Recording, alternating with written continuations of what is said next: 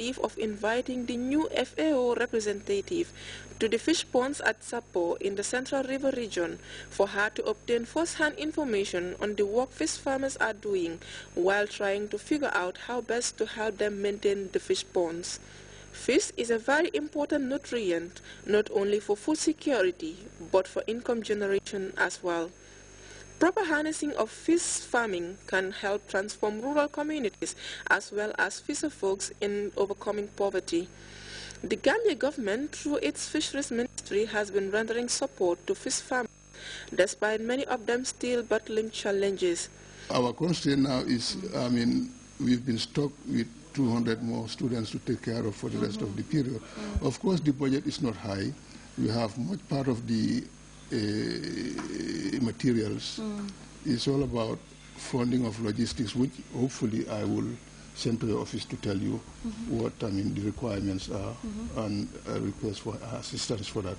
And we still feel that this capacity of this hatchery needs still another farm somewhere. So we are establishing a farm near Banjul so that the fingerlings can come and be supplied to those farms too.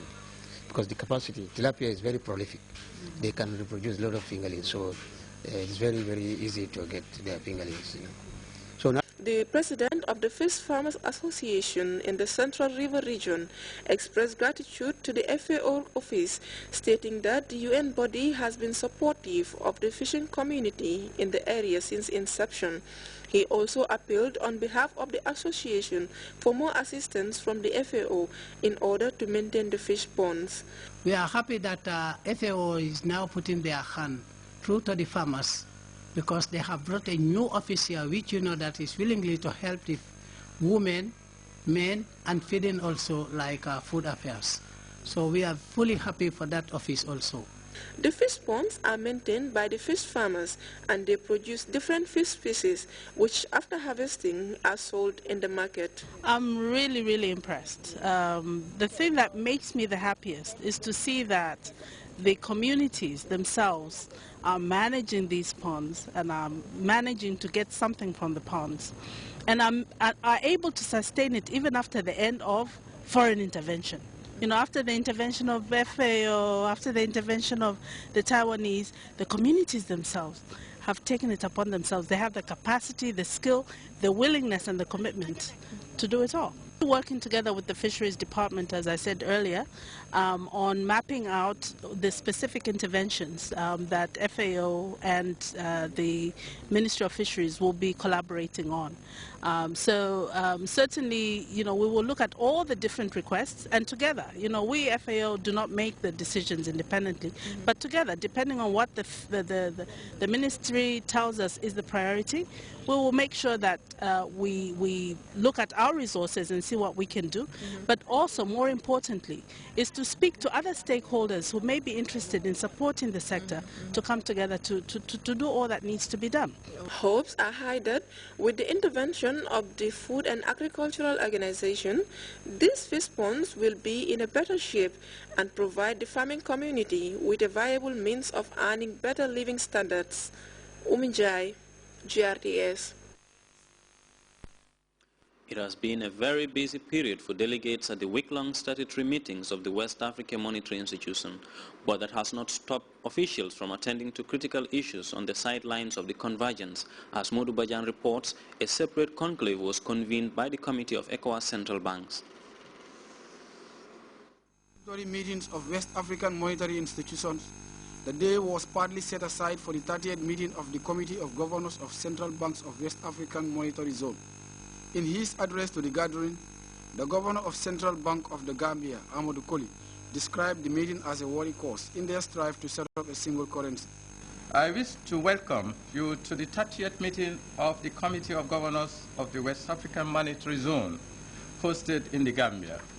Let me also seize this opportunity to thank the management and staff of the West African Monetary Institute, WAMI, for their tireless efforts in the effective implementation of the WAM's agenda, which is an integral part of the ECOWAS single currency program.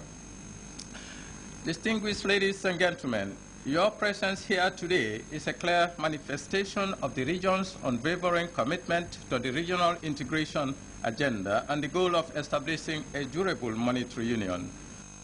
For his part, the governor of the Bank of Ghana, who serves as chairman of West African Monetary Zone's Committee of Governors, Dr. Henry A.K. Wampa, recalled the commitment of the member states to the aim of achieving a single currency, adding among several things that progress has been registered.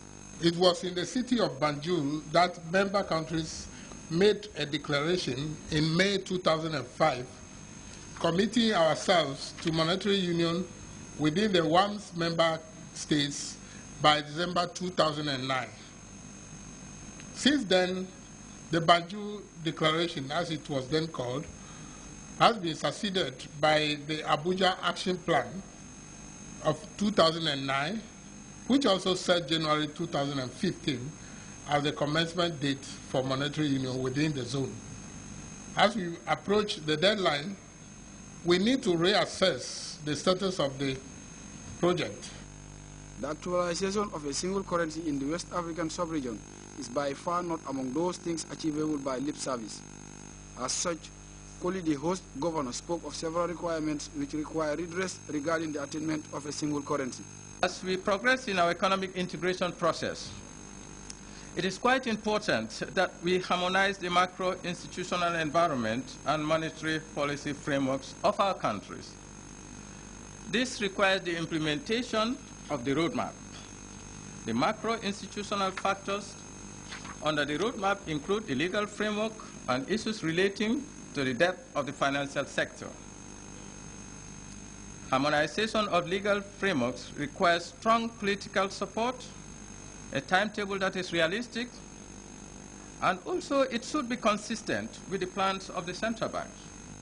It appeared that almost every aspect of the gathering is more or less about checks and balances for an effective single currency. The Director General of West African Monetary Institute, Dr. Abuaku Englama, also delved into recent developments of the monetary zone. Macroeconomic developments and convergence. Mr. Chairman, during 2013, global economic growth remained subdued, averaging 2.6%, a significant deceleration from 3.2% recorded in 2012. The sluggish output growth highlights the persistence of new policy challenges for the advanced as well as the emerging and developing economies. Notwithstanding the slowdown in general economic activities, the pace of growth in the WAMS continued to be strong at 6.7% in this review period. The conclave has in effect elected the governor of the Central Bank of the Gambia as new chair of the West African Monetary Zone's Committee of Governors, replacing the outgoing chairman, Ghanaian Dr. Henry A.K. Wampa. By the elapse of these and other conclaves of the various monetary institutions of the sub-region, many finance and economic experts are of the view that ECOWAS bloc's long-awaited ambition of a vibrant single currency will be realized. Modou Bajan, GRTS News. We will be back with news from outside the Gambia after this break.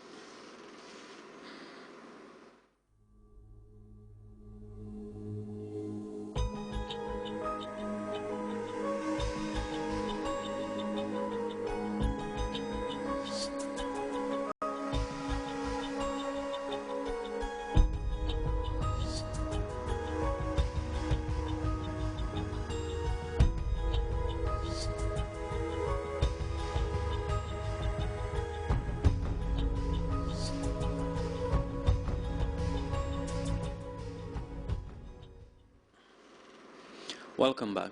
Rwanda has marked the 20th anniversary of the genocide that killed 800,000 Tutsis and moderate Hutus. Commemorations began with memorial services and a conference on how to prevent such heinous crimes and bring perpetrators to book. Memories of the 1994 genocide are still fresh in the East African country, where the mainly Tutsi-dominated government holds sway over the majority Hutu. CFI has the details. A flame of remembrance marks the 20th anniversary of Rwanda's genocide. The flame is in memory of 800,000 people, most of whom were Tutsis killed by Hutu extremist militias in 1994, despite the presence of United Nations peacekeepers. The United Nations remains conscious of its responsibility.